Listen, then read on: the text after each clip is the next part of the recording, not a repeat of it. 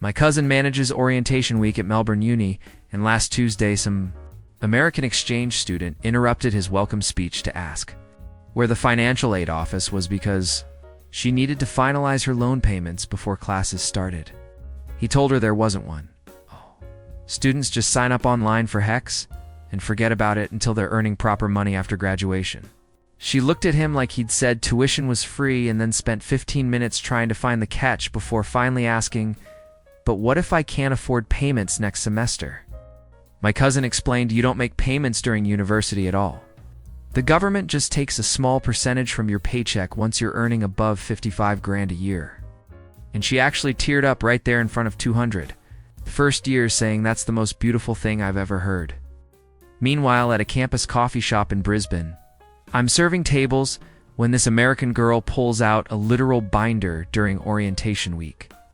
My mate Sarah asks what it is, and the girl says it's her financial planning system. She's got spreadsheets. It's tracking for different loan servicers, payment schedules, interest calculations, and a 5-year repayment strategy. Sarah's confused because she just ticked a box online saying she wanted HECs and never thought about it again. The American keeps saying, "But you need to know your exact debt amount." And Sarah's like, "I dunno. Maybe 30 grand when I finish my engineering degree? I'll check in 3 years. The American looked physically ill. Over at Sydney Uni, my sister teaches first year economics, and during the intro lecture, she asked students what they thought would happen to their HES debt if they never earned enough to pay it back. Half the room shrugged because they'd never considered it. A few said, "Guess it just stays there." And one American exchange student raised her hand to explain bankruptcy proceedings and wage garnishment. My sister had to clarify that in Australia, the debt just sits there indexed to inflation, and if you never hit the income threshold, you literally never pay a cent. No collections, no credit score damage, nothing. The American muttered, "That can't be legal." Under her breath, "I work at the student services desk at Adelaide Uni, and yesterday this American transfer student came in asking where to submit her FAFA equivalent, and when the financial aid committee would review her application. I explained we don't have financial aid committees because there's no committee deciding if you deserve a loan. You just get enrolled in a Commonwealth-supported place. It's automatically, and tick the HEC's box if you want the government to cover it until graduation." She asked, "But what if they deny me?" And I said, "Nobody gets denied. It's not an application process. Every eligible student has access." She literally sat down and put her head in her hands, saying, "You're telling me I spent my entire senior year writing essays begging strangers to let me afford college for nothing?" Then she asked if she could retroactively get an Australian education to avoid the $60,000. She'd already borrowed my brother's a first-year advisor in Canberra. And during budget planning workshops, this American guy keeps trying to calculate his monthly loan interest accrual. My brother explains HECs adjusts once a year with inflation. There's no daily compound interest eating into your payments like a credit card. The American pulls out his phone to show monthly interest calculations on his American loans. $200 just vanishing into interest every month before touching principal. He insists the Australian system must work the same way because that's how loans work, and starts explaining amortization schedules. My brother just pulled up the government website showing the flat indexation rate, and the guy went quiet, then asked, "So I could pay nothing for 4 years and only owe like 5% more?" "Yeah, mate. That's the whole point." At Monash Unis Enrollment Day, I'm helping international students, and this American is filling out forms when she asks about the loan origination fees. I tell her, there aren't any. HEX has no fees. You just owe the course cost. She says no, but the processing fees, servicing fees, and starts listing 6 different fee types her American loans charged. I explain that government pays universities directly. You never see money change hands. There's no loan servicer sending bills, no processing, nothing. She went pale and calculated she'd paid nearly $3,000 in fees before even starting classes back home. Then she asked if she could just stay in Australia forever. My girlfriend works admin at Queensland Uni, and last week an American parent called demanding to speak to someone about co-signing their daughter's student loans. She explained parents don't co-sign HECs because it's not a traditional loan. It's income contingent and only in the student's name regardless of family finances. The dad insisted this was irresponsible lending because what if she can't pay? My girlfriend said, then she doesn't pay until her income rises. Simple as that. He spent 10 minutes explaining how that would destroy her credit score and future borrowing capacity before my girlfriend mentioned HECs. Doesn't affect credit scores at all. He hung up confused. I'm a student union rep at University of Tasmania and during first-year meet and greets. This American exchange student asked when loan counseling sessions were scheduled. I said we don't really do those. Students just read the government website if they're curious about HECs, but most don't think about it much. She looked horrified and said, but you need to understand your loan terms, the repayment structure, your servicer's policies like we were walking into a trap. Mate, the terms are pay back a percentage when you earn enough. And the servicer is the taxation office who already does your taxes anyway. She insisted there must be hidden clauses and spent her first week trying to find the real hex contract at a student housing meeting in Newcastle. I'm taking minutes when this American guy asks about hardship deferment applications for his loans. The housing coordinator asks what he means, and he explains if you're facing financial hardship in America, you can apply to pause payments temporarily, but you need to prove you're struggling and reapply every few months. She said Australian students don't need to apply for anything. If you're not earning above the threshold, you're automatically not paying. The system handles it through your tax return. He asked, but what if I lose my job mid-year? And she said, then your income drops and you'd either pay less or nothing, depending on your annual earnings. He looked confused and said, you don't have to notify anyone or fill out forms? No, mate, your employer reports your income to the tax office anyway. It's all automatic. My mate works at the UNSW bookshop, and this American student asked if she could use her financial aid refund to buy textbooks. He had no idea what a financial aid refund was, so she explained. American students get leftover loan money deposited as cash for living expenses. He said Australian students can use HECs for course fees and that's it. You can't get cash from your student debt. It goes straight to the university for your tuition. She asked then, how do students afford rent and food? And he's like, they work part-time or get youth allowance payments? She pulled out her phone, showing she'd borrowed an extra $15,000 beyond tuition last year just to survive. My mate was speechless. I'm a careers advisor in Perth, and during a workshop on post-graduation finances, an American student kept interrupting to ask about grace periods. I explained, there isn't really a grace period because payments don't start until you're earning above the threshold anyway. So if you graduate into a low-paying job, you're automatically in the longest grace period possible forever, till your income rises.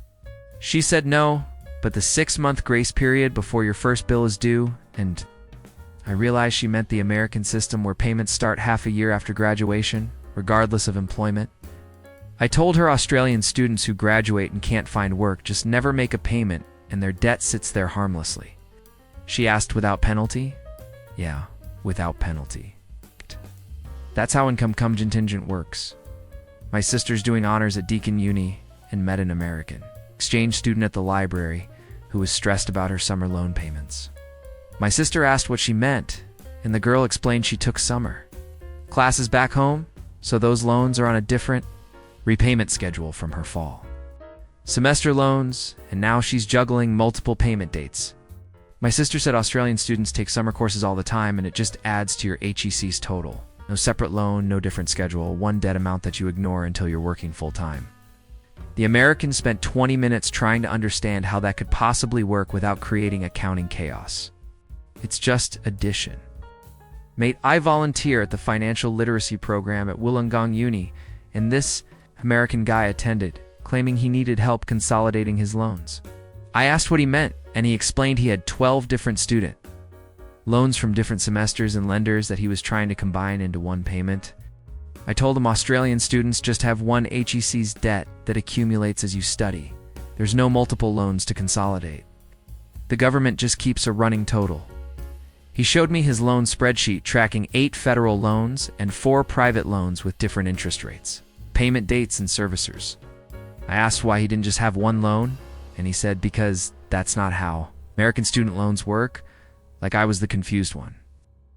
At a campus financial workshop in Hobart, I'm assisting the presenter when an American student raises her hand to ask about loan rehabilitation programs. The presenter had never heard of it, so the girl explained that if you default on American loans, you can get back in good standing by making 9 consecutive on-time payments within 10 months. The presenter asked why you'd need to rehabilitate a loan, and the girl said, because missing payments damages your credit and can lead to wage garnishment. An Australian student asked, wait, they can take money directly from your pay without your permission? And the American said yes, up to 15% of your wages if you default. The room went quiet. I work at a student support center in Darwin and met an American who was crying because she'd missed a loan payment, its deadline by 2 days, and got charged a $50 late fee. She kept saying I had the money, I just forgot the date, and was terrified it would hurt her credit score.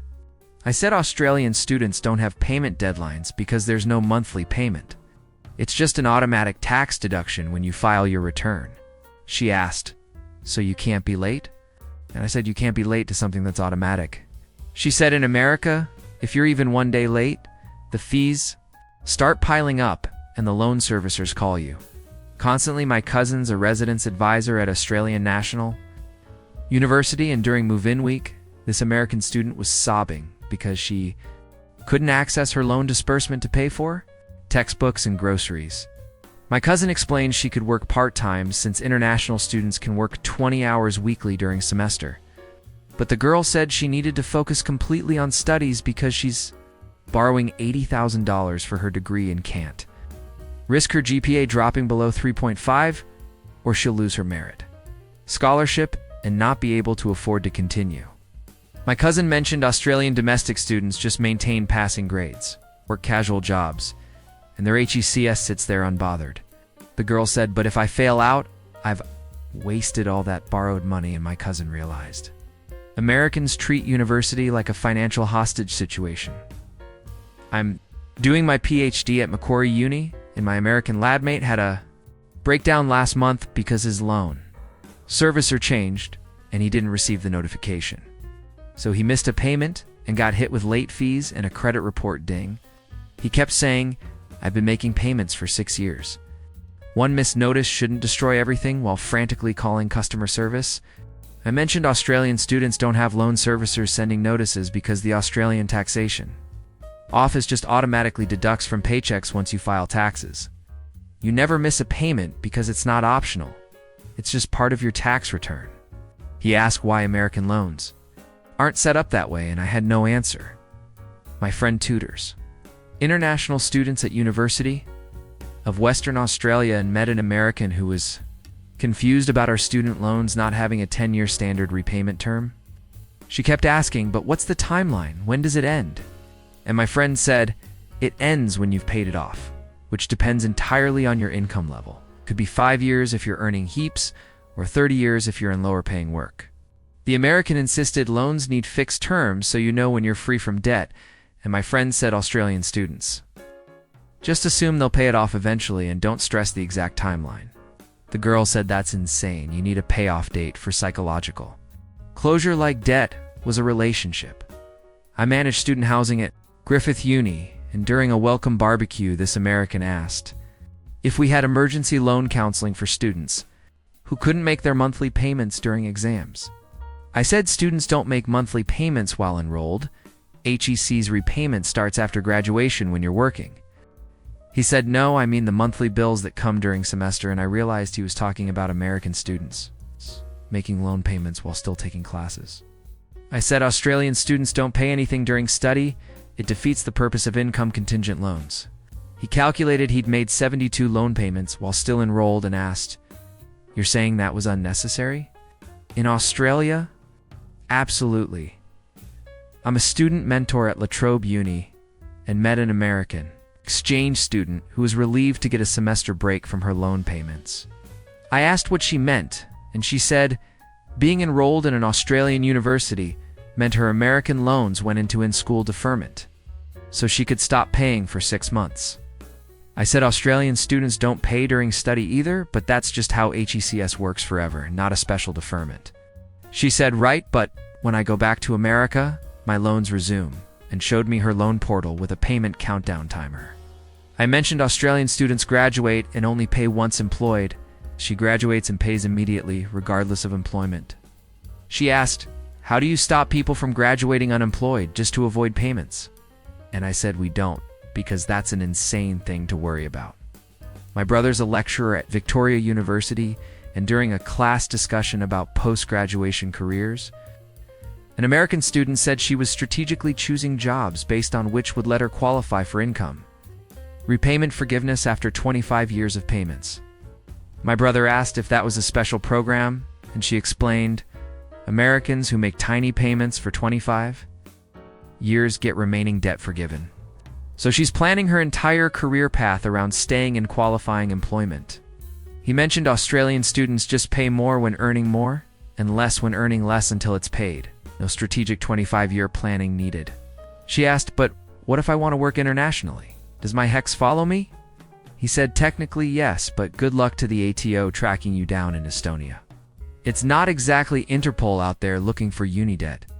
At a student careers fair in Ballarat.